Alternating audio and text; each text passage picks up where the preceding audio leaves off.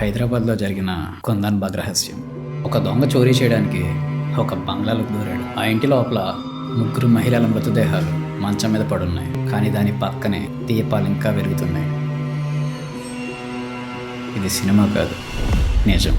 హైదరాబాద్ బేగంపేట్ ప్రాంతంలో ఆ గల్లీలో ఒక పాత బంగ్లా ఉంది, కుందన్ బాగ్ బంగ్లా.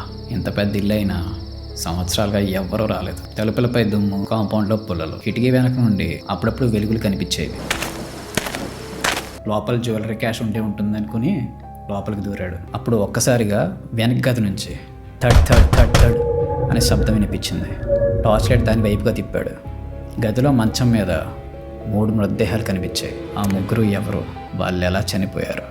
ఇంకో విషయం ఉంది, ఈ ఇంట్లో కొవ్వొత్తులు వెలిగిన దానికన్నా భయంకరమైనది. ఆ ఇంట్లో ఇంకా ఏదో ఉంది.